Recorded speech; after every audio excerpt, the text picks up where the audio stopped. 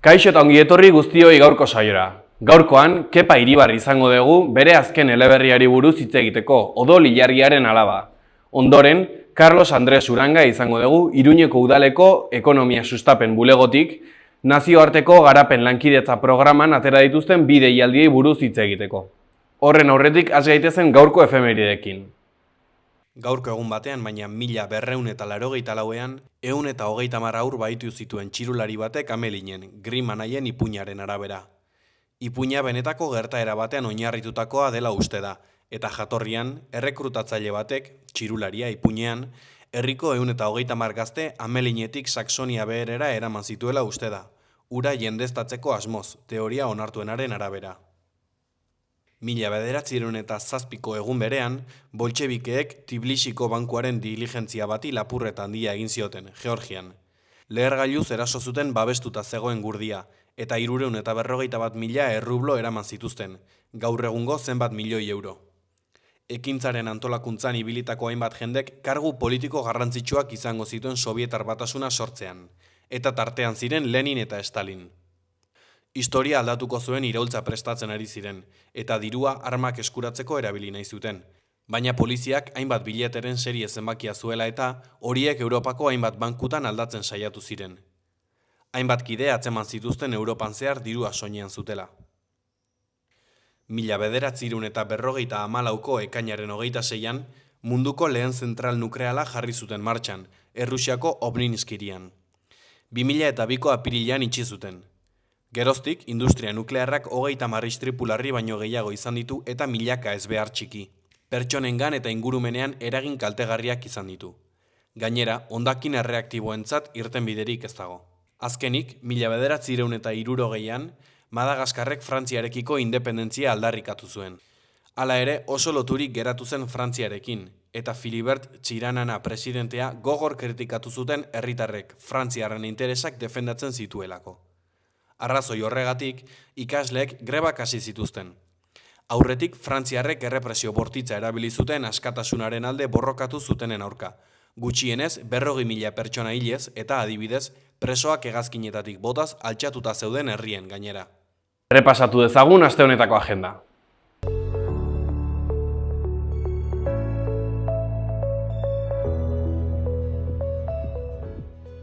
Ostiralean, San Ferminen aurreko kontzertua, La Pamplonesa, udaletxean arratsaldeko 8:00. Azkenik, larun batean, Zinetak zikloan Asghar Farhadiren Naderisimin una separación filma, arratsaldeko 6:00 Gazteen udaletxeko etxean. Orain gaurko komunikabideen azalak aztertuko ditugu.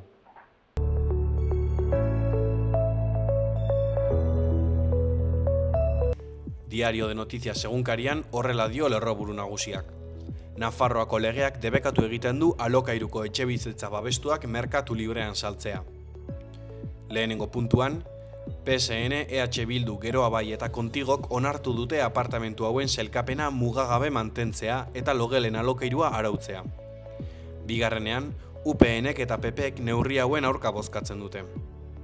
Argazki nagusian, sugarrak Mendurro menditik jetzi ziren eta Juslapeña haranean, Navaseko lehen etxeetatik 50 metrora hurbildu ziren. Honen titularrean, Ezkabarteko baso sutearen ondorioz, Navas, Usi eta Anoz ebakuatu behar izan dituzte. Bean, horiz, planetario berritua 2027an irekiko da. Bestetik, Irulegik lehenengo zenbakizun baskoniarrak aurkitu ditu. Terrorismoaren biktimei buruzko eskualdeko gobernuaren legeak ongizate eskubideak zabaltzen ditu. Eskuineko berrietan, Venezuelak 2 lurrikara indartsu jasaten ditu. Ondoren, zordunen zerrenda handitu da Nafarroan, 688 zordunekin. Jarraian, 28 urteko bilabako gizon bat hilda Uharteko Arga ibaian ito ondoren. Azpian, Madrilen aurkako partidaren ondorengo gertakarien desproportzionaltasuna salatzen dute. Diario de Navarra egunkarian horrela dio lerroburu nagusiak. Suteak Iruñ herrian eraso du. Sutea zereal soro batean hasi zen eta Juslapeñako Navas eta Ezkabarteko Anoz ebakuatu behar izan zituzten. Argazki nagusian, Ezkabarteko alkatea Pedro Lezaun atzo txaleko bat jantzita bizilagun eta nekazariekin batera zildo salbatzeko subabesak sortzeko prest. Beheko berrietan, bi lurrikarek gutxienez 188 hildako utzi dituzte Venezuelan. Ondoren, Kongresuak Sánchezi konfiantza botoa eskatu dio. Goiko berrietan, lehenengo zezenak Iruñera iritsi dira. Ondoren, ekitaldi gehiago eta astronomia gutxigo planetarioan. Azkenik, Viktorrek dio, osasunak nire urterik onena eman dit. Berria egunkarian aldiz honela dio lerroburuak. Enplegu publikoaren legeari bide eman eta ituna goretsi dute indarra bertzaleek. Lehenengo puntuan, bezperan iragarritako akordioari jarraikiz, EAJak Euskara eskakizunen inguruan egin duen proposamena onartu du Eusko Legebiltzarrak, EH Bildu abstenituta. Bigarrenean, PSEk aurka bozkatu du gainerako alderdiekin batera, eta bazkideen arteko leialtasuna zalantzan jartzea leporatu die jeltzalei. Argazki nagusian, Irulegiko zenbakia, abar. Honen titularrean, zenbaki baskoniko baten lehen lekukotasuna izan daitekeen inskripzio bat aurkitu dute zeramikazko ontzi batean. Euskarazko 10ekin lotu dute ikerlariek. Beheko berrietan, babes ofizialeko etxeetako alokairuek ez dute babesa galduko Nafarroan. Jarraian, udalekuen aldeko jaialdia egingo dute Bernedon abuztuaren 29an. Ondoren, bi lurrikara suntxigarri Venezuelan. Eskuinean, arberatze piztear, EHZ. Azkenik, zezenketetan parte hartzeko gutxieneko adina 8 urtean ezarri du Eusko Legebiltzarrak. Gara egunkarian horrela dio lerroburu nagusiak. Lakuak erronka du legea PNV EH Bildu itunaren arabera garatzeko. Argazki nagusian, bi lurrikarek Venezuela suntxitu dute, milaka biktima utziz, tartean emakume euskaldun bat hilda eta beste bat desagertuta. Ezkerreko berrian, Nafarroako parlamentuak etxegabetzeen oldea geldiarazi du. Beheko berrietan, etxeko lanen banaketak gizonen 69,9 eta 16 urtetik gorako emakumeen 49,8 baina ez ditu asetzen. Jarraian, bi pertsona desagertuta daude amildegi batean erori ondoren. Jarraian, zenbaki baskoniko baten lehen lekukotasuna aurkitu dute Irulegin. Eskuineko berrietan, EHZ, auzolanean 30 urtez, musika jaialdian bestelako eredu baten erreferente. Azpian, jaiak, dozenaka herri ospakizun bete-betean dira Bizkaian eta Gipuzkoan. Azkenik, zinema, estreinaldiak eta Gaizka Izagirreren iritzia. Euskal Herria irratiari dagokionez honela diote berriek. Mikel Urabaien, Paris 375. Sabela betetzeaz gain, elikadura duina bermatu nahi dugu. Paris 375 jantoki solidarioak Goxo izeneko ekimena aurkeztu du. Hilabetero, Iruñeko jatetxe batekin elkarlanean menu bereziak prestatuko dituzte. Baserri berrik sukaldatuko du lehenengoa. Eskuineko berrietan, goian, RIP, azken musikala, bizitza ospatzeko heriotzaz mintzatzen den komedia gotikoa. Ostiralean estreinatuko da Demode Produkzioak taldearen musikal berria. Arratsaldeko 8etan izanen da emanaldia eta sarrerak Atarrabiako kulturetxeko webgunean zein lehiatilan eskuratu daitezke. Bean, Itziar Perez de Ziriza. Urbietak musika aurrei euskara transmititzeko tresna bihurtu zuen. Imanol Urbietaren haur eta gazteentzako kantek belaunaldi oso baten oroimena markatu dute. Bere ibilbidea eta obra sakon aztertu ditu Itziar Perez de Zirizak, euskarazko musika pedagogikoaren eta herri kulturaren ekarpena azpimarratuz.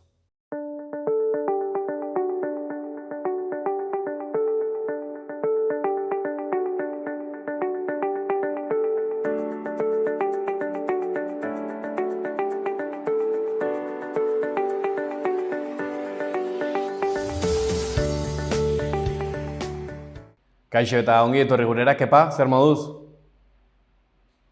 Kaixo, egunon, ondo, zuek ere bai. Plazer bat, zuen izatea. Gaurkoan, liburu berri baten argitaratzearen inguruan zatoz, zure 3. eleberria hain zuzen, pixka bat estilo aldatu duzu gaurko honetan. Bai. Gero sartu gara pixka bat izenburuarekin eta liburuarekin, baina estilo aldaketa hau nundi dator, kepa? Egia esan, oso arrazoi pertsonal batetik dator, estilo aldaketa hau. Nik orain arte 2 eleberri nituen argitaratuta, biak poliziakoak edo novela beltza, eta bigarrena idazten ari nintzela, erleen azken ziztada idazten ari nintzela, bueno, alaba daukat, alaba zaharrena, bueno, oso irakurle dena, eta fantasia asko irakurtzen duena, baina ia dena gazteleraz, ezta? Eta sarretan jarduten naiz hor, ziria sartzen, euskaraz irakurri behar da, eta halako batean, esan zidan, aita, fantasia mota hau, ez dago, euskaraz ez dago asko, eta zeuk idatzi beharko duzu, bota zidan. Eta hori garondoan hiltzatuta gelditu zitzaidan, eta hasi nintzen bueltak ematen, historio posible bat asmatu nahian, eta horlaxe izan zen sorrera, oso etxeko arrazoi pertsonal bategatik izan zen liburu honen sorrera, genero aldaketaren sorrera. Aipatzen duzu historioa, eta hori ere galdetu behar nizun. Zatoz beste novela mota batetik, beste genero batzuetatik, eta orain etorrita honera, nondik hartu duzu inspirazioa historio berri hau sortzeko? Bueno, historio bera sortzea, historio batek izaten duen korapiloa hori askatzea eta bar, ez da hainbeste aldatu. Genero beltzetik ona bai aldatzen duzu non kokatzen den eta historio mota bera, ez da. Eta inspirazio apur bat, batetik, esan bezala neu hasi nintzen bueltak ematen buruan honelako historio posible bati, nik ere irakurtzen dut fantasia, ez ikaragarri, baina irakurtzen dut fantasia olako historioak eta pixkat nolakoa diren eta badakit eta gustatzen zait. Eta pixka bat hortik abiatu nintzen, neure esperientziatik izan dezagun, eta gero neure irudimenetik, gero bai, behin pixkat historioa zertzelada nagusiak behintzat asmatu nituenean edo gozatu nituenean, nahi nuen elementu bereizgarri bat izatea, zerbait berezia izatea, liburu hau honen ezaugarri nagusi bezala, ez da? Eta, hor bai hasi nintzen pixka bat interneten eta begira, eta, topo egin nuen, odol ilargia, fenomeno astronomikoarekin, ez da? Ilargi eklipse, berezi batzu dira odol ilargiak, eta azken finean, hori ikusi nuen, pixka bat hori irakurtzen aritu nintzen, hori irakurritakoan gogoratu nuen, orain dela ja urte asko, hemen inguruan, Aizarnan, aurkitu zuten ilargi esnea deritzon, kobasulo barru batean, era ia likidoan dagoen zera txuri-txuri bat eta bar, eta bi elementu horiek bat eginda, esan nuen, hauexek izango dira, nire elementu bereizgarriak fantasia novela honetan. Alabak, zer esan baino lehen, inoiz planteatu zenuen, zuk esan da, fantasia irakurtzen duzunez, inoiz planteatu zenuen fantasiazko zerbaitekin lan egitea? Egia esan ez, egia esan ez. Egia esan ni abiatu nintzen 2022an novela beltz bat idaztetik, gero, novelaren 72 ordu izena zuen ark, haren prozesu guztia amaituta, gustatu egin zitzaidan, prozesu guztia nolakoa den, zer den, neuri zer ematen zidan, eta orduan abiatu nuen bigarrena, baina ez, bigarrena idazten ari nintzen, da ez neukan buruan, ez daukat plan zehatzik, genero hauek ukitu nahi ditut, eta izan da pixka bat, hori, kasualitate polituan nire ustez, eta ona ekarri nahi du, eta esan posi nago. Liburuak eramaten gaitu unibertso propio batera, izena duena Arranjartian okerrez banago, eta hau badan niretzako idazle daukazen gaitasun bat, ez munduak zerotik ere egitzeko, nola hasten da hutsetik eta eraikitzen duzu mundu oso bat? Hau izan da, egia esan oso gozagarri izan da. Aurreko nobelekin alderatuz, hori izan da aldaketa handiena, ez da. Aurreko nobeletan, pixka bat dagoen leku bat ahalik eta ondoen deskribatzea, gainera nire kasuan aurreko bi novela, jaioterrian eta inguruan gertatzen dira, beraz, nik ezagutzen ditudan, oso ondo ezagutzen ditudan tokiak ahalik eta ondoen deskribatzea, eta hemen, hasi nintzenean, sentitu nuena izan zen, erabateko askatasuna. Zeuk esan bezala, ez dagoen zerbait osorik eraiki behar da. Eta hor, irudimenez, ez da. Kasu honetan, bestetan ez bezala, zertzela da nagusiak buruan nituenean, egin nuena izan zen mapa bat marraztea. Nire pertsonaiak, pixka bat nondik nora ibiliko ziren, eta hor osatu nuen lurralde hori, ez da. Zeuk esan bezala, Arranjartian izena duen lurralde hori, hortxe osatu nuen. Irla bat da, beraz marraztu nuen irla bat, eta gero hor barruan, toki desberdinak, bakoitza bere izenekin eta bar, eta hor joan nintzen erabakitzen, nire pertsonaia hemen abiatuko da, hemen diko ona joango da, pixka bat mapa gainean egin nuen gero idatziz egindako bidaia hori. Naiz eta mundu fantastiko batean, kokatu eleberri hau, aurkitu ditzakegu gaur egungo errealitatearen oihartzunak bertan? Bai, nahi eta nahi ez. Azkenean, historio bat kontatzen duzunean, nik uste, historio batean beti dagoela zerbait oihartzunen bat, ez da? Zeuk ikusten duzunaren, zeuk bizi duzunaren oihartzunen bat, eta novela honetan novela honetan dago, bueno, agintari tirano bat dago, agintari tirano horrek kontrolatzen du, bueno, gizarte osoa kontrolatzen du, beldurraren bitartez, gezurraren bitartez, dena kontrolatzen du, hori ezaguna zaigu, ezta? Eta gero dago horren azpian bizi den jendea, jende xehea, batzuk zapalduta, batzuk eguneroko bizitzarekin nahikoa dutena, beste batzu daude boteretik hurbilago daudenak, bakoitza berearen bila, esan dezagun, eta gero daude, pixka bat horri aurre egiten diotena, ezta? Protagonista nagusiak eta bere lagunak eta pixka bat horri aurre egiten diotenak, eta beldurraren kontrola, injustiziaren aurrean sortu daitezkeen sentimendu, amorru, beldur, hori dena, gaur egungo gure errealitatean ere badago. Liburuko protagonista Liv deitzen da, 16 urteko neskato bat. Zergatik erabaki zenuen pertsonaiak liburuko protagonistak ezaugarri hauek izatea? Bueno, pixka bat nahi nuen, nondik abiatu zen kontutan izan da, pixka bat nahi nuen gazte batek izatea pixka bat protagonista, ezta? Eta aukeratu nuen, pixka bat mapa horretan, lehen aipatu den mapa horretan, hiriburutik, kontrolgunetik, boteregunetik urrunen dagoen baso batean bizi den neskato bat.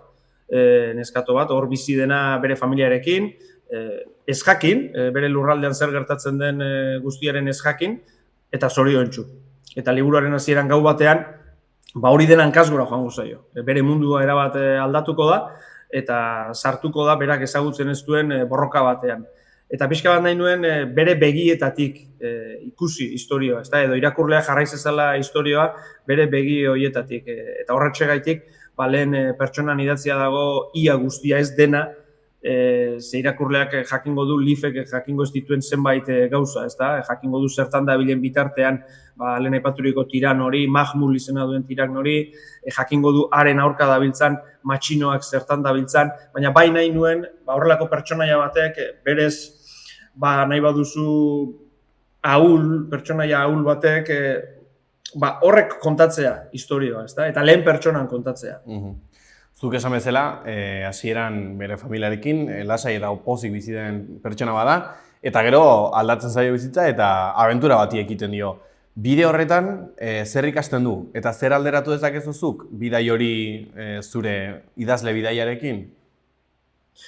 Bueno, hola da, bidai bat abiatzen du, esango nuke bidaia bikoitz bat abiatzen duela, kanpotik egiten duen bidaia, mapa horretan zehar, lurralde horretan zehar, eta gero barne bidaia. Era bat aldatzen delako Liv lehen orrialdetatik, azken orrialdetara. Egiten duena da, nik uste bidaia horretan, lehenik eta begiak ireki, dagoen errealitatea ezagutu, errealitate horren aurrean, beldur batzuk sentitzen ditu, bera zertan ari den hor, gai izango ote den, azken finean sartzen da Mahmul tiran horren kontrako borroka batean, ezta? Eta sentitzen da gauza txiki-txikia horren kontra egiteko. Badago momentu bat non, erabaki egiten duen, honetan parte hartuko dut, eta gero ja ikusten dugu beste Liv bat, beste Liv ausartago bat, indartsuago bat, liburuaren bukaerarako, ezta? Eta bidean, lagunak izango ditu eta eta berak sentitzen du gehien bat, eta liburuan zehar behin baino gehiagotan aipatzen da hori, berak sentitzen du jarri dutela berak nahi ez duen bide batean. Baina, aurkituko ditu, batipat emakume edadetu jakintsuak bidean zehar badoino gehiago esango diotenak Liv, bide hau ez duzu nahi, baina bide honetan pausuak nola eman, hori bai, hori zuk erabakitzen duzu. Bidean jartzea zuk ez duzu erabaki, baina bidea nola egin bai. Eta uste dut horrek, bizitzarako ere kaso askotan balio duela, ezta? Eta nire idazle bidaiarako zer, ez dakit, paralelismo edo ikusten ditudan, ni hasi nintzen 2022an honetan, kasualitatez hasi nintzen. Lehen novela Elkanoren 500. Mundu biraren inguruan sortu zitzaidan istorio bat izan zen, eta nik hala pentsatzen dut, urte hartan data berezi hori egokitu izan ez balitz, niri ez zitzaidan istorio hura burura etorriko, eta ez nuen liburura idatziko. Eta behin liburu hura idatzi nuenean, era oso naturalean lehenik idatzi nuen argitaratzeko asmorik gabe, gero azkenean argitaratu egin zen, eta prozesu guztia gustatu zitzaidan, eta gero ja nik heldu nion bideari, ezta? Akaso jarri nintzen lib bezala, ez nahi ez nuen bide batean, baina espero ez nuen bide batean behintzat bai, eta gero ja bideari neuk gustora heldu nion, ezta? Ez nahi zen lib bezain eroia sentitzen, inondik ino. Zuk uste duzu, Kepa, gazte askok euren burua libengan islatuta ikusiko dutela? Baliteke, ez da? Ez akaso olako abentura batean, baina bakoitza beretik, gazte batek senti ditzake bizitzaren aurrean horrelako sentimendu batzuk, ez da? Edo beldurrak, edo pixka bat gutxienez ziurgabetasunak, ez da? Eta kaso batzuk badaude, nik ez dakit bide hau egin nahi dudan, baina bai, senti dezakete hor, gutxienez adinkide izatearen zera hori, ez da? Parekotasun hori senti dezakete pertsonaiarekiko. Badago beste pertsonaia bat, adin berekoa dena, eta da pixka justu kontrakoa, ez da? Da Lileat, printzesa da. Esan beharra dago, liburuaren hasieran dagoela profezia moduko bat. Mahmul iritsi zen boterera aurreko erregea erailda, eta errege hura Ranjart erregeak, halako profezia bat bota zion, ez da, hil aurretik. Eta esan zion, Odolilar, nire prima da, nire heredera, ez da, alaba nagusia esan dezagun etxea heredatuko duena edo oinordetzan hartuko duena. Nire primak hilko zaitu Odolilarriaren egunean, Odolilarriaren alabak, esaten dio. Eta inork ez daki hori zer den. Erraiak ala bota zuen, baina inork ez daki hori zer den. Eta pixka liburu guztia da, pertsonaia guztia dauden, esaldi horren menpe bezala. Eta dago Lileat, eta da printzesa Ranjart erregearen alaba, eta ura dago botere gunean, Mahmulek dauka bere gazteluan, printzesa da, baina ia baiturik bezala dauka, ez da preso bezala dauka. Eta ark ere 16 urte ditu, eta ark sentitzen ditu pixu batzuk.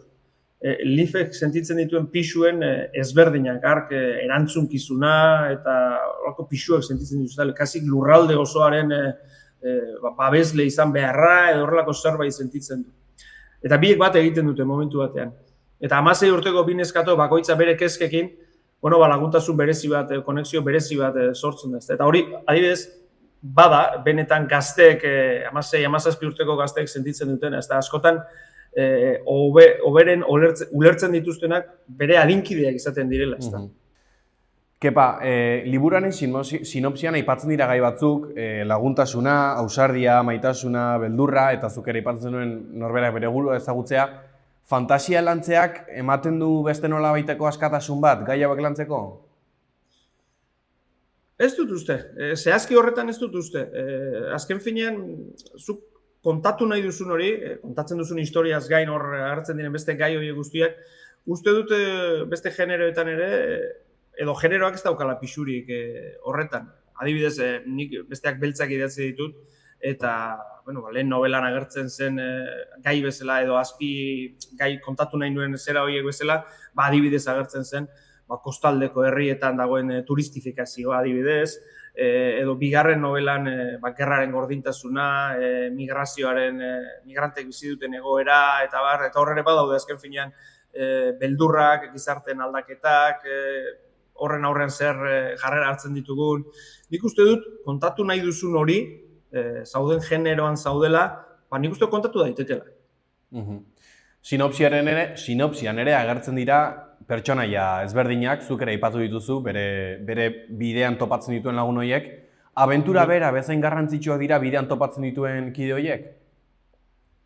Bai, ze abentura posible izateko derrigorrezkoak dira, ez da? Aurkituko ditu mota ezberdinetakoak. Lehenik eta behin aurkituko duena izango da Xirtar gerlaria. Eta honek lagunduko du bide guztian zehar. Eta horrez gain aurkituko ditu beste batzuk. Eta haiek agertu eta desagertu egingo dira gehienak, ezta? Baina denek utziko diote zerbait Lifi, lehen aipatu dugun, barne eraldaketa hori gauzatu dezan. Eta bai, oso garrantzitsua dira. Niretzat, bueno, nik hiru geruzatan bezala banatzen ditut, ezta? Idazten ditudan liburuak. Bat da, kontatu nahi dituzun gai horiek, ezta? Lehen aipatu ditugunak. Bestea da, bueno, pertsonaiak, eta bestea da, non gertatzen den. Ezta? Eta azkenean, dena doa lotuta, eta dena da garrantzitsua. Hemen kepa galdera bat egin barrizut, ezagik gustatuko zaizu, baina eleberri honetan badezu pertsonaia kutxunen bat? Wow! Ze zaila. Bueno, ez dakit, baduaino gehiago, ez da? Liv kutxuna daukat, Shirtar kutxuna da, eta gero beste erabaten ez kutxuna nolakoa denagatik, baina gustatu zaiz adibidez Mahmul tirano bezala ere nola geratu den, ez da? Zaila da, azken finean zeuk sortzen dituzu, eta gustora gelditzen baldin mazera bat denak dira kutxunak, ez da? Ez kutxunak nolakoak diren gustatzen zaizulako, baizik eta gero badago adibidez alkimista ilun bat gazteluan bizi dena, Godeglo izena duena, eta ura ere berean beheko kasi kobazulo batean bizi da, eta haren iluntasuna ere gustatzen zait, ezta? Eta denei hartzen dizu kariño handia, eta kasu honetan, begira, hontan bai da garrantzitsua, edo hontan bai ematen du fantasiak aukera berezi bat, da izenak jartzea, ezta? Eta bai lurraldeenak eta bai pertsonaienak. Eta iruditzen zait fantasian bai izenek pisua dutela. Pertsonaia bat argia edo iluna edo nolakoa izango den adierazteko, ezta? Eta hortan bai, adibidez oso gozagarri izan da izenak asmatzea. Batzuk neuk asmatu ditut, neure irudimenetik. Eta beste batzuntzat, aritu naiz, izen zerrendak begiratzen, ezta? Gaur egun interneten hori posible da. Pikingoen izenak, eta zerrenda bat etortzen zen, izenekin, esanaiarekin, eta belarrira ondon zeinek ematen zidan, edo esanaia zeintzen niretzat egokia, ezta? Edo elfoen izenak, eta hor aritu naiz, izenak jartzen, ezta? Eta adibidez, Mahmul iruditzen zait baduela pixu bat, iluntasun bat ematen diola pertsonaiari, eta horrela izenak jartzen gustora aritu naiz, eta horrek bai adibidez fantasian daukala pixu berezi iruditzen zait. Liv, protagonista, 16 urteko neskato bat izan da, nahita do nahi gabe, baino ikusi diozu antzekotasunik zure alabarekin? Bueno, ez dut uste hainbeste. Lehen esan dudan horretan, ezta? Gazteen arteko harremanarekin bezala gertatzen da honekin, ezta? Gazteek badute bizitzaren bidean ez hasi berri, urte batzuk bai, baina bai ja erabakiak euren kasa hartzeko momentua iristen zaie, eta erabaki horiek nola hartu, batzutan bide horretan sentitzen dira pixka bat galduta, behar dute akaso aholkuren bat edo beste. Horretan bai, gaztetasunak berekin daukan dituen ezaugarri horietan bai, gero hortik aurrera olako abentura batean da alabazteak ikusten dudan. Hasieran aipatu duzu bezala, liburu hau nerabei zuzenduta dago. Zer erronka ditu publiko honentzako idazteak? Egia esan idazten dudanean ez dut hainbeste hori begiratzen. Aurreko nobeletan ere galdetzen zidaten, nor izan duzu buruan idazterakoan eta inorrez, aurrekoetan inorrez idazten nuen, niri ateratzen zitzaidana. Kasu honetan bai gehiago da zeuk esan duzuna, ez da pixka bat gaztei zuzenduta dago, nik ez dut asko aldatu idazteko modua, historioa bera da, agian, ez da pixka bat gaztei ondo etor dakiekeena, baina iruditzen zait, fantasia zale den helduak ere, gustora irakurri dezakeen novela bat dela, ezta? Nik ez diot toperi jartzen, goitik behintzat. Eta erronka, nik uste dut erronka, kasu honetan dela, nik azteko eta behin lehen esan dizut, arrazoi oso pertsonal batetik idatzi dut, ezta? Baina gustatuko litzaidake eta akaso erronka hori izan daiteke, gazteak erakartzea, ezta? Liburuetara. Badirudi askotan adin horietako gazteak eskola derrigortuta, gogoz kontrak batzutan irakurri behar dutela, edo irakurtzen dutela, eta gustatuko litzaidake gazte horiek liburu hau hartu eta aurkitzea abentura gustagarri bat, bestelako gai horiek ere, akaso hausnarketarako balio duena, baina baita ere, abentura esan dut, eta abentura bat bizitzaren gozamena hori bera, ezta? Sartu horri alde hauetan, jun mundu berri batera, eta han abentura bat bizi, ezta? Beraienekin adinkidea den pertsonaia batekin. Hori gustatuko litzaidak. Erronka bezala hartu dezakegu hori bai. Bikain datorkentzuko aipatzeak Kepa, galdetu nahi nizun. Gazteak irakurle zorrotza dira, literaturarekin zorrotza dira, bai irakurtzeagatik edo beste batzuk ez irakurtzeagatik? Bueno, ez dakit adinak egiten duen zorroztasuna, ezta? Zuk heldutan ere irakurri dezakezu oso zorrotz edo ez hain zorrotz.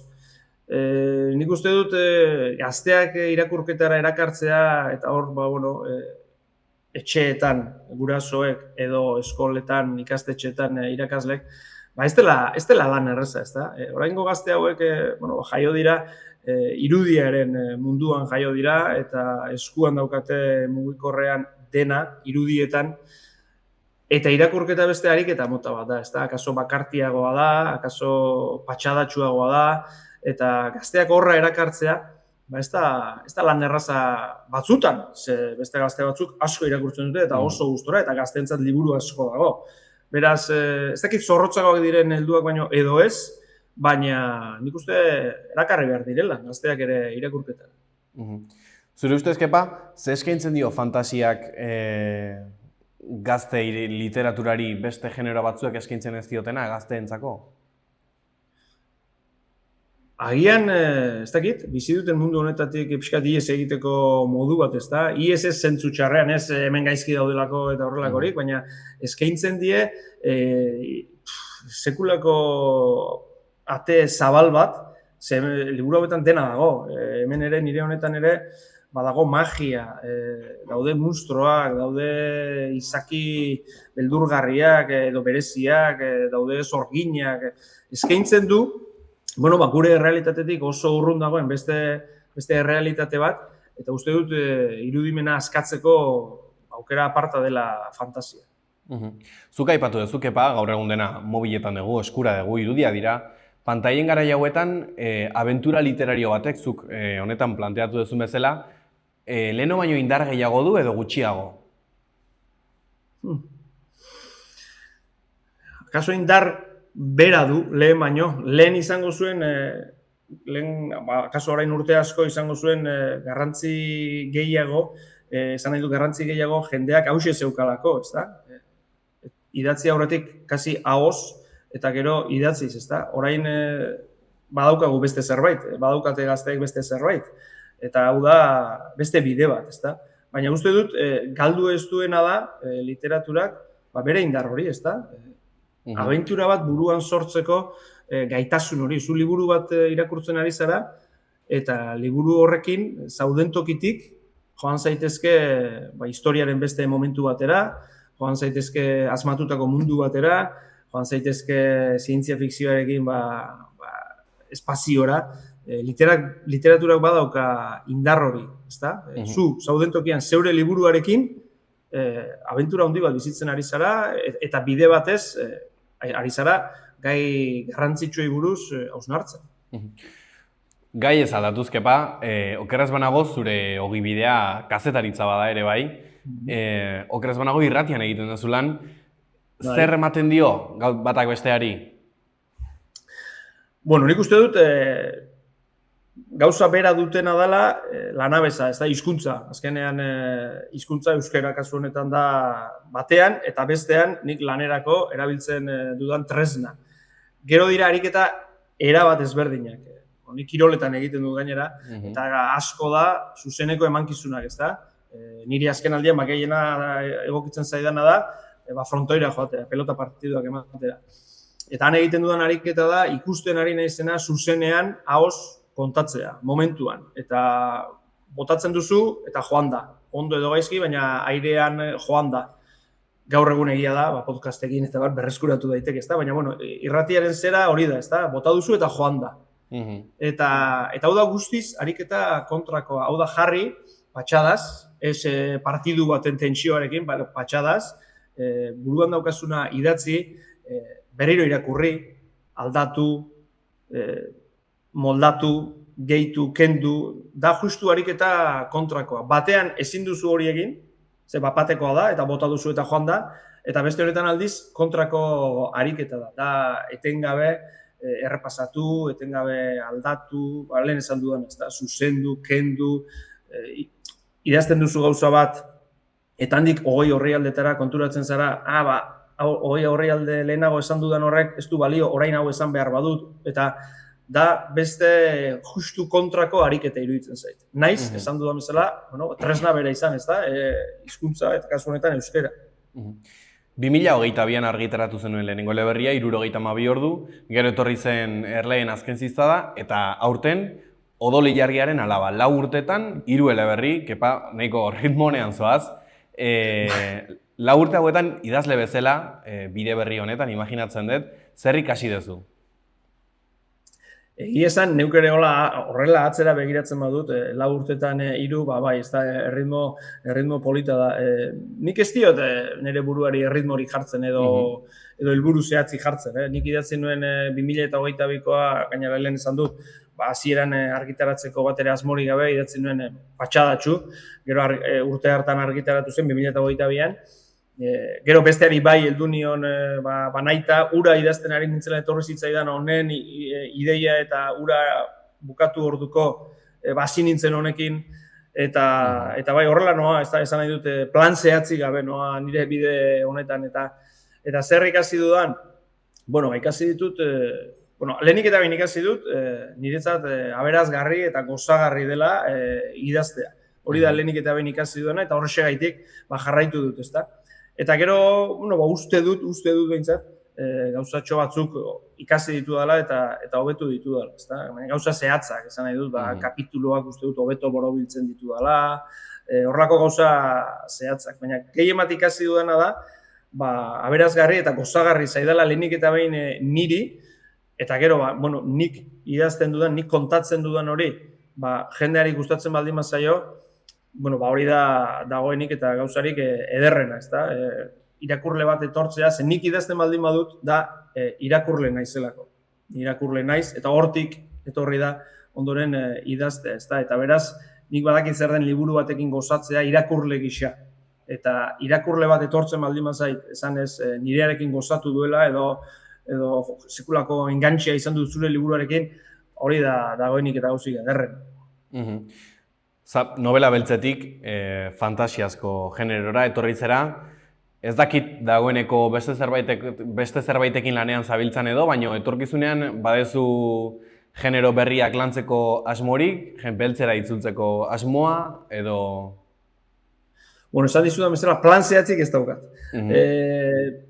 Nabil, nire lehen pausua hori izaten da, istorioak buruan lantzea, ezta?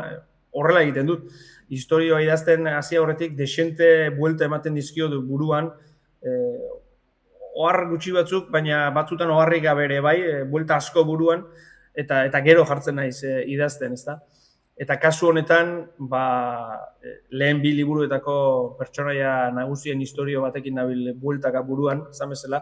Gero ez dakit nora eramango nagoen, ez dakit idazten jarriko naizen, idazten jartzen baldin banaiz bukatuko dudan, hori ez da jakite. Zuk bidea abiatzen duzu, eta akaso gelditu zaitezke erdian kateatuta eta hau ez doa inora.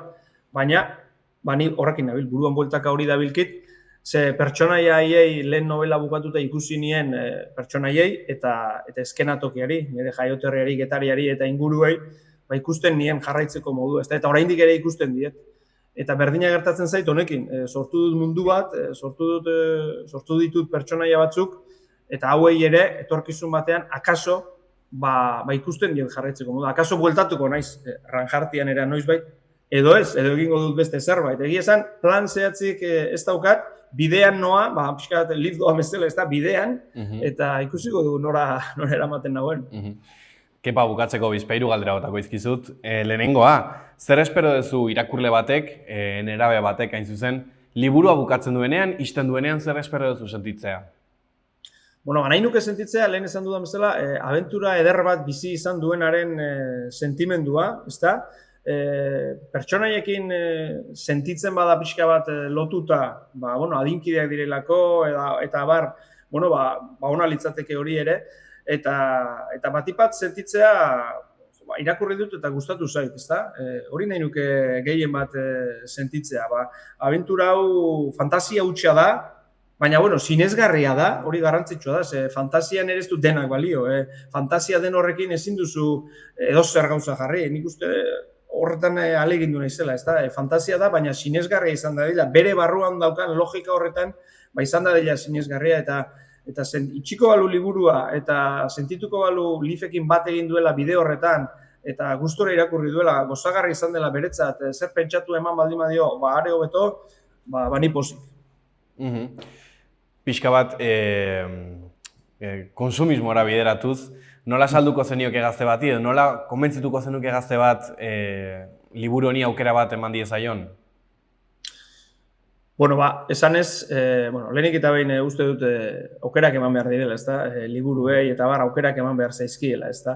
Eta esango nioke, hori, abentura handi bat bizi izango duela hemen barruan, ikusiko dituela asmatutako lurralde batean, zonalde ezberdina gainera uste dut, izen bereziekin eta pertsonaia, espero dut indartsuak aurkituko dituela, eta abentura handi bat, ezta? Eta jendea erakartzeko zeuk esan duzun kontsumismo horretan edo liburu denda batera sartzen zara eta aukera handia dago, ezta? Han liburu asko dago.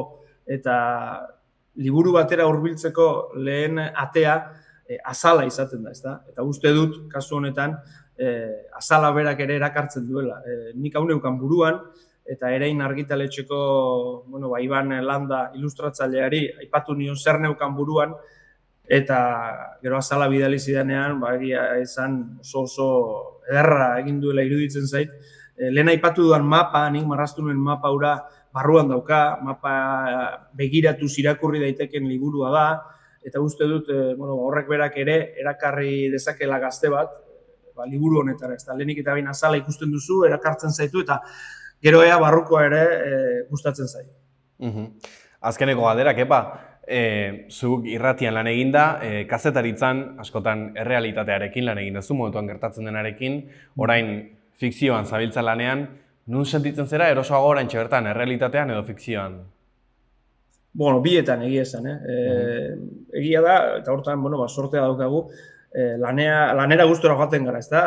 Lana derrigor egin behar den zerbait da, noski, baina gu lanera gustora joaten gara, giro ona daukagu, lankideen artean, eta asteburutako lehen esan dizudan, kirol emankizun horietan eta gustora sentitzen naiz, baina egia da, aurkitu berri dudala mundu bat, ezagutzen ez nuena, espero ez nuena aurkitzea, edo ni horretan murgiltzea, eta egia da une honetan sortze hau, liburuak sortze honek, asko betetzen nahuela, ez da?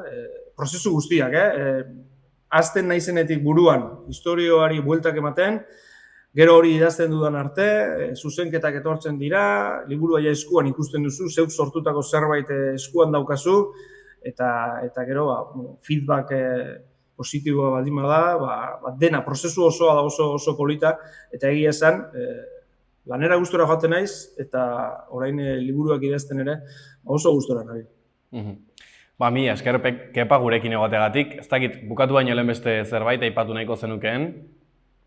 Ez, zuei eskerrak ematea, ez da, aukera honegatik, eta ikusten ari diren guztioi, lehen zeuk aipatu duzun hitz bat, ez da, eman aukera bat liburu honi, eta ea gustatzen zaizu.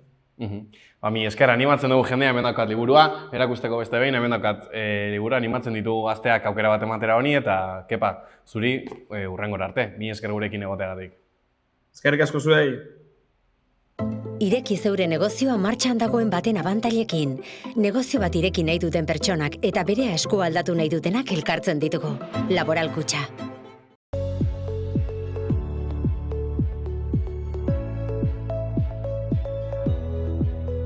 Gaur udako giroa izango dugu.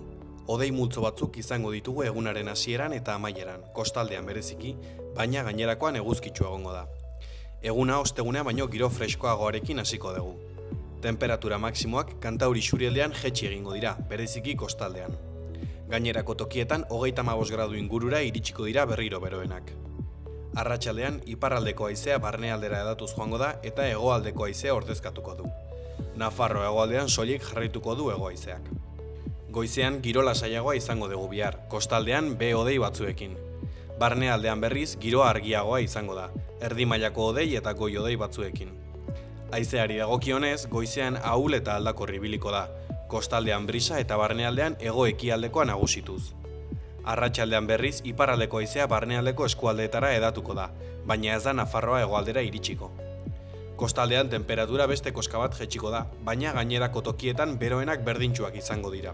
Arratsaldean ezegonkortasuna areagotuko da eta txoko batzuetan ekaitzak jo dezake.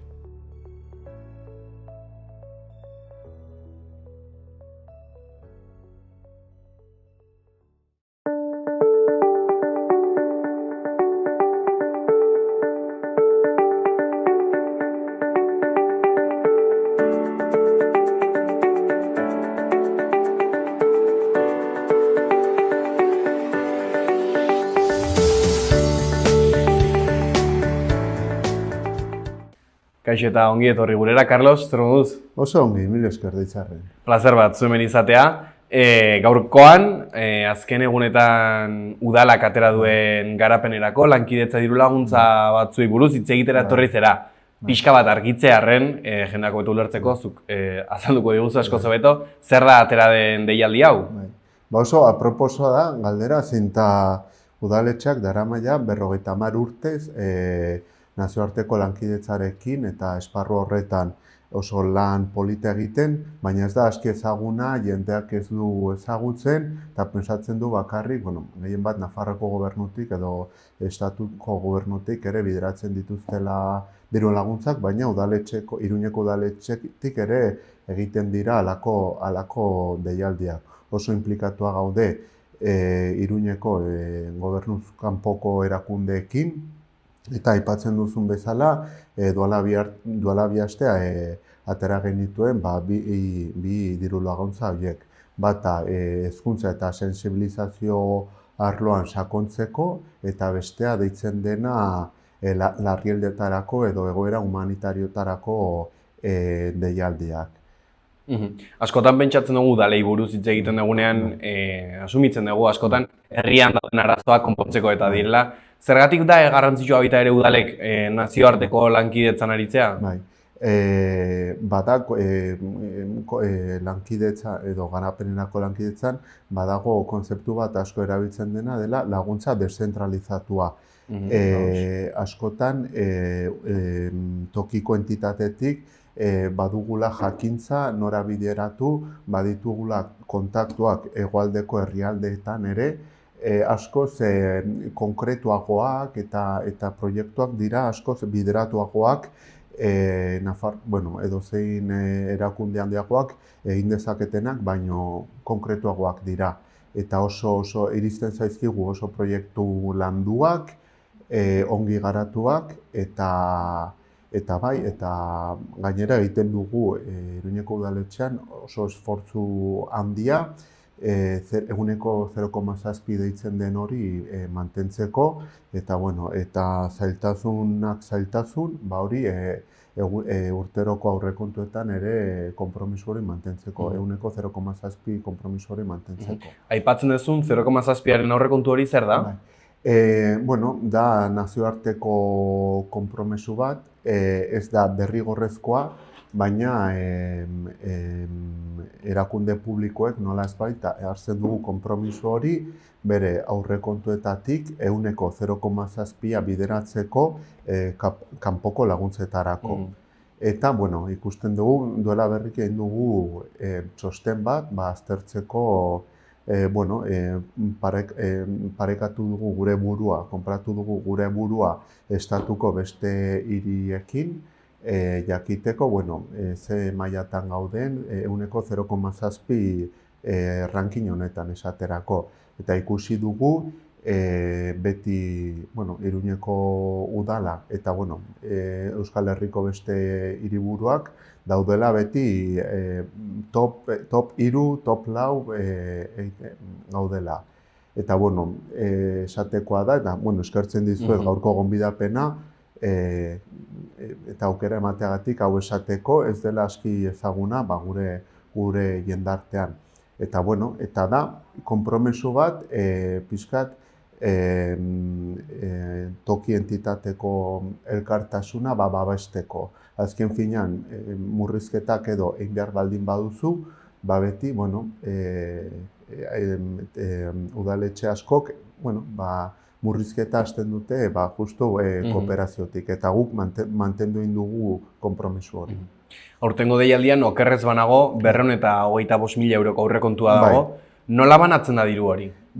Begira, lehenbiziko deialdia deitzen dena hezkuntza eta sentsibilizazioa, da egiten da, deitzen den norgehiago erregimenean.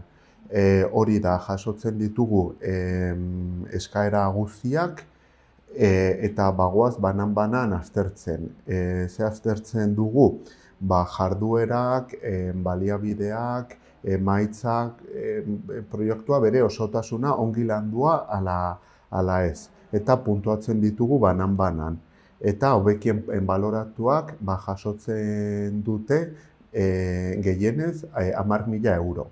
Hori sensibilizazio eta hezkuntzarako deialdiak. Deialdi honek dauka berezitasun bat eta da proiektu horiek Iruñan gauzatu behar direla. Da pixkat ditugula guztira 6 deialdi eta hau da pixkat esaterako arraroena ez, baina pixkat kontrajarri izan liteke zinta, nahiz eta kanpoko laguntza izan, aktibitateak gauzatu izan behar dira Iruñan. Hemengo gizartea nolazbait kontzientziatzeko eta hezkuntzarako eta sentsibilizaziorako lanarako.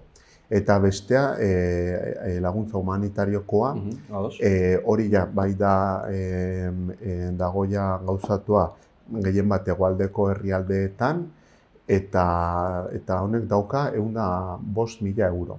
Eta bete egin da oso deialdia gobernuz kanpo erakunde guztiek daude zai, ateratzeko, daude erne, eta ateratzen dugun momentuan, kasi hurrengo egunean, eskaerak bete egiten dira.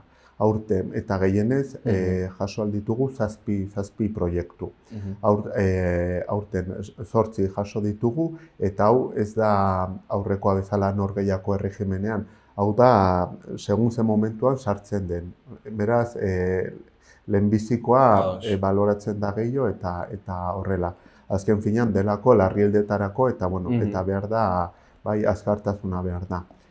Eta iritsi zaizkigu oso proiektu politak, Palestinan, El Salvadorren, Sahara, dira oso proiektu politak, eta horietako bat, zoritzarrez kanpoan gelditu beharko da.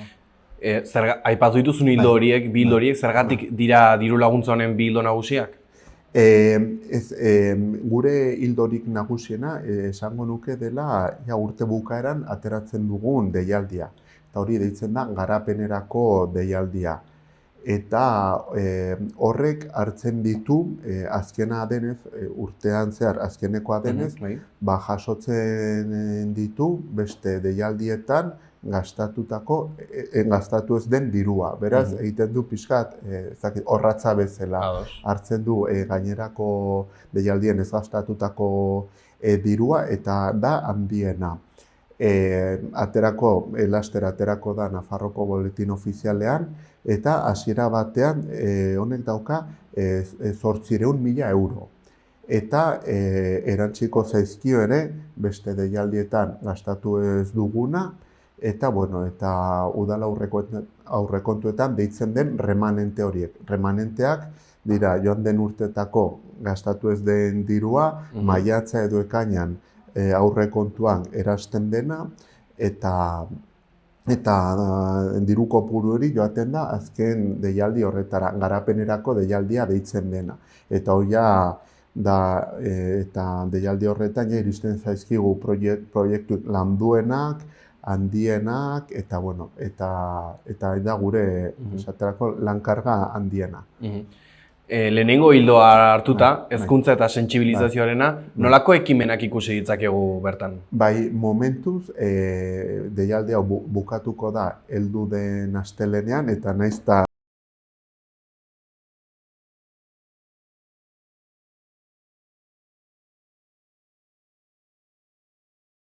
azken egunean, eta inkluso azken orduetan. Registroa itxi, baino aurreko minutuetan etortzen zaizkigu eskaera gehienak. Kasu honetan, iritsi zaizkigu, momentuz daukagu hiru proiektu bat, Zabaldi, Fundación Rode eta SETEM komerzio bidezkoa. Eta izaten dira, esaterako, gaur aurten bukatu dugu proiektu oso polit bat, Onai zabaltzeko sensibilizazio esparru hori desgaitasuna duten pertsonen artean. Ikusi genuen hori. Sensibilizazio eta kanpoko laguntza badu bere eskatzen du atentzioa eta badu bere publikoa. Ez baldin zaude esaterako esparru honetan sartuta askotan, iruditu alzaizu dela beste, baina Iruñan zehar badago jende pilo hortaz dagoena konprometituta, eta baina ikusi genuen desgaitasuna duten pertsonen artean ez egoela aski zabaldua. Eta adibidez, justu gaur Onai Fundazioarekin aurten bukatu dugu proiektu hori oso polita izan dela, eta parte hartze handiarekin, eta gehien bat da, hegoaldeko herrialdetan paratzen diren tragediak edo egoera prekarioak, hemen ere berri ematea, eta da kontzientziazio lana gehien bat. Deialdian aipatzen duzu baita ere justizia soziala, ekonomikoa eta ingurumenekoa. Kontzeptu horiek gaur egun zer esan nahi dute? Dira, neurtzeko ez dira errezak. Zeinta horiek kontzeptu horiek daude sartuak diru laguntzetako oinarrietan, eta horien bitartez klasifikatzen ditugu diru laguntzak.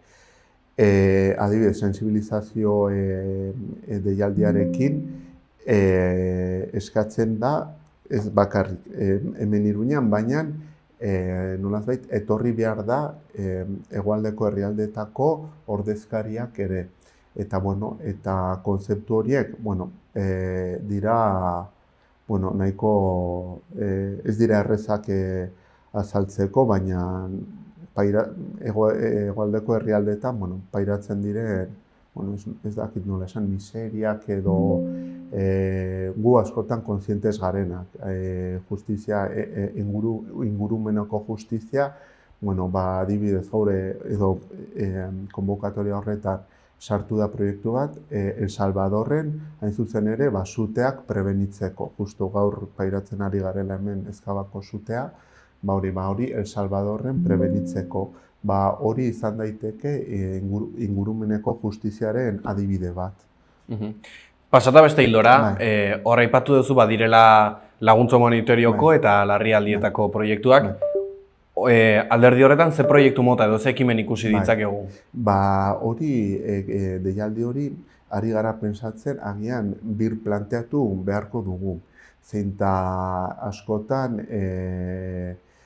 iristen zaizkigun proiektuak ez dira larrialdeetarako hain zuzen ere bideratzen. Esaterako, atzo gertatutako Venezuelako lurrikara. Justu esaterako lurrikara hori gertatzen da ekainaren bukaeran, eta ordurako deialdia itxita dago. Beraz, iristen zaizkigu proiektuak ez dira larrialdeetarako bideratuak, baizik eta kronifikatuak dauden egoeretarako.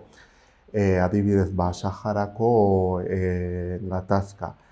Sartu dira, 8 bi proiektu dira Sahar herriarentzako, eta eskatzen diguten ura eta azpiegitura, oinarrizko azpiegiturak berreragin eta bar. Eta, klaro, hori ez da berez larrialdi bat, da kronifikatua dagoen egoera. Eta, onartzen dugu, baina agian ez da tresnarik eraginkorrena, naiz eta oso eskaera altua daukan, ez da agian, behar dugu nola birplanteatu egiazko larrialdeetarako erantzun dezan gure konbokatoria horrek. Azken urteetan ere ikusi ditugu gatazka politikoak, belikoak ere bai, Horrek areagotu ditu Bai. zuen laguntzak edo garrantzia gehiago hartu dute? Bai, dago gure egin beharrak daude oso baldintzatuak, bai, nazioarteko gatazkekin eta baita nazioarteko egoera politikoarekin. Esaterako, El Salvadorrek presidentea nahiko polemikoa dena, alde bakarrez aldatu egin du bertako legea, gobernuz kanpoko erakunde batzuk ez onartzeko. Eta karo, horrek sortzen dizkigu guri ere arazo asko, hor martxan ditugun proiektuekin, zeintzuk moztu egin dute, zeintzuekin jarraitu aldugun, beraz, bai, nazioarteko gatazkak eta nazioarteko egoera politikoan baldintzatzen du zeharo gure eginkizunak. Eta baita, iristen zaizkigun proiektuen tipologia edo kasuistika. Esaterako, duela hiru urtetik ona, Palestinatik proiektu gehiago iritsi zaizkigu, tokian tokiko problemei erantzuteko.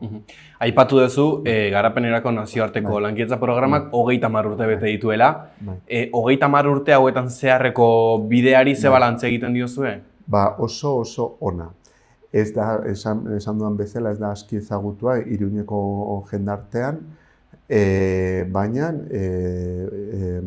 datu historikoari erreparatuz gero, ikusten dugu nola 2000 proiektu baino gehiago landu direla proiektu honen bitartez.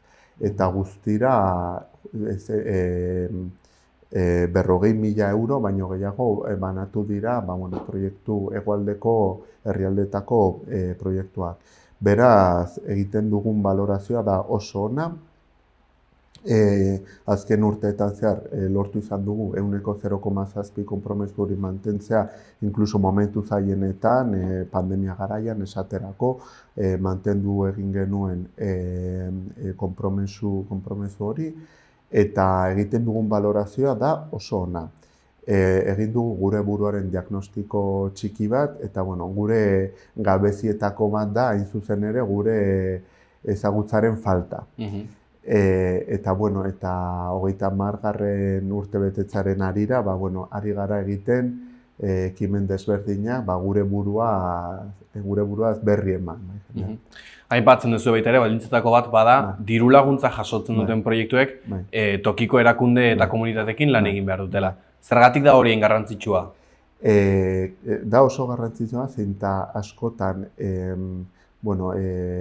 arlo askotan bezala, daukagu oso giza baliabidea, ez nuke esango eskasak, baina bai ongi neurtuak eta justuak. Eta askotan ezin dugu egin finantzatutako proiektuen jarraipena. Eta horrek eskatzen du, jasotzen ditugun proiektuak oso zehatzak izan, oso emaitzak ongi neurtuak, eta lan horretarako askotan laguntzen digute tokian tokiko erakundeak. Urrian adibidez etorriko dira herrialdeko Senegaletik eta Ugandatik etorriko dira ordezkariak mantentzeko harreman hori nahi dugu jakin benetan ze eragina izan duen gure laguntza esaterako Kolonbiako herri txikitan, Senegaleko herri txiki batean, eta jarraipen hori egiteko ezinbestekoa da bertako kolaboratzaileak izan. Lankidetza ez da soilik laguntzea, elkarlana egin behar da. Ideia hori presente dago gaur egungo politikan? Bai, esango nuke dela oso zabaldua, behintzat nazioarteko lankidetzaren esparruan. Esaterako guk ez bakarrik udaletxetik ematen dugun laguntzaz aparte, kolaboratzen dugu Nafarroako gobernuz kanpoko erakundeko federazioarekin, koordinadorarekin hobe esan da, eta koordinadora horrek, udaletxeak uzten dio eraikin bat, dugu hitzarmena sinatuta beraiekin, haiek egin dezatela, informazio lana, gure diru laguntzak ere nola ongi interpretatu, nola eskatu, zein formatuen bitartez egin, eta adibidez koordinadoreak egiten du lan hori. Ez da berez udaletxetako langileak, baina oso harreman estua dugu. Nafarroko herri eta konsejuen federazioarekin gauza bera egiten dugu, aportatzen dugu Nafarroko funtsara, eta funtsa horrek oso garrantzi handia dauka, zeinta, Nafarroan badira 271 herri. Eta, herri asko badituzte 100 biztanle, 50 biztanle, eta bar. Eta, bakoitzak aportatzen du alduena, bakoitzak 200 euro, beste batzuk 300 euro, baina guztien artean sortzen dugu funts nahiko potente bat, proiektu sendoak egiteko. Zer ikasi dezak Iruñak beste herrialde edo komunitate batzuengatik? Esango nuke herrialdeen behartsuak duten baikortasuna, nik azpimarratuko nuke. Azken finean, etortzen zaizkigu ere, ez bakarrik proiektuak, baina proiektu horien onuradun pertsonak ere azaltzeko ze onura ekarri dioten proiektu horrek. Eta ikasten du, edo nik personalki ari naiz ikasten asko, nolatan esaterako Hego Ameriketako pertsona bat, edo komunidade oso txiro baten pertsonak, baikortasuna dute, nola etorkizunari, nola begiratzen dioten ere. Nik gehien bat esango nuke duten baikortasuna. Aipatu duzu, ez dela oso ezaguna deialdi hau, Iruñarren artean, ze erronka dituzue hau zabaltzeko jendartera? Ari gara egiten aldugun guztia. Irakurketa taldeak, Zibibox-saretan eksposizioak ere banatzen, Zibiboxen saretan, gure ditugun baliabideekin aldugun guztia. Konturatzen ari garena da, jendeari interesa pizten zaiola asuntu honek. Eta edo zein aurkezpen publiko egin dugula, hurbiltzen da jende asko. Nik enuke pentsatuko, baina badu pizten du interesa esparru honek, eta pixkat egiten ari garen ahalegin guztiak borobiltzeko, urrian 16an eginen dugu ospatzeko ekitaldi bat, Ponpaelon, eta etorriko dira Afrikako ordezkari asko, izanen ditugu, berri emango ditugu gure proiektuaz, eta hori urriak 16an kariño asko, ari gara prestatzen, kariño askorekin, eta espero dugu ere horrek balio izatea, egiten dugun ahalegina zabaltzeko. Zaila da gazteak ekimen hauetara eta lankidetza ekimen hauetara ekartzea? Esango nuke, gaztei pizten zaiela ere interesa. Askotan, adibidez jartzearren, udal nazioarteko edo kooperazioko udal konsejua dago eratuta, udaltxan dauden 6 alderdi politikoez eta gobernuz kanpoko 6 erakundez daude osatuta.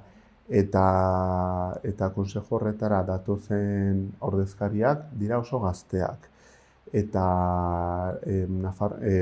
gobernuz kanpoko erakundetan lan egiten duten gehienak dira oso gazteak, askotan dire bolondresak, eta hori eskertzekoa da ere gazteriarengan pizten den interesa.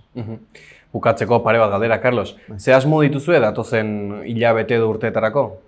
Begira, justu gaur bukatu dugu lan tekniko bat, aspalditik eskatua zegoena, eta da hain zuzen ere, 0,7 hori nola kalkulatu zein ta askotan aurrekontu publikoak eta kontabilitate publikoa ez da batere erraza. Eta egin dugun lan txosten horretan, nun parekatzen dugu gure buruan estatuko beste hiriekin, ikusi dugu bakoitzak kalkulatzen duela, kasik nahi duen bezala.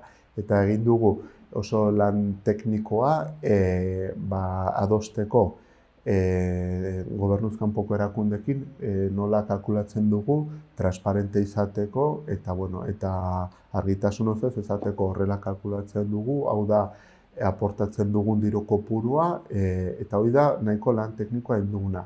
Beste bat, justo orain ari gara lanean ere, 3. plan zuzentzailea bukatzen, pixka gakoak emango dizkiguna, hemendik 2029 arte, hori nola, zein lan hildoak behar dugu landu, bereziki, bi gauz horietan ari gara lan egiten, eta bereziki leheno aipatutako garapenerako deialde horretan, ja urte bukaeran agertzen da, pixkat horratz moduan funtzionatzen duena, eta hortan bai jasotzen dugu, jaso ditugu 60 proiektu. Behar direla ongi baloratu, irizpide zehatz batzuekin baloratu, eta horrekin bukatuko dugu urtea. Mila esker, Carlos, gaur gurekin egoteagatik. Ezakit bukatu baino lehen beste zerbait aipatu nahiko zenukeen? Mila esker, hori aukera hau ematearren, eta nahi duzunerako zure ondoan gaude. Plazer bat eta berdin. Hurrengora arte, Carlos. Ireki zeure negozioa martxan dagoen baten abantailekin. Negozio bat ireki nahi duten pertsonak eta bere eskua aldatu nahi dutenak elkartzen ditugu. Laboral Kutxa. Hau izan da gaurko saioa. Mila esker gurekin egoteagatik eta astelen arte. Asteburu ona izan.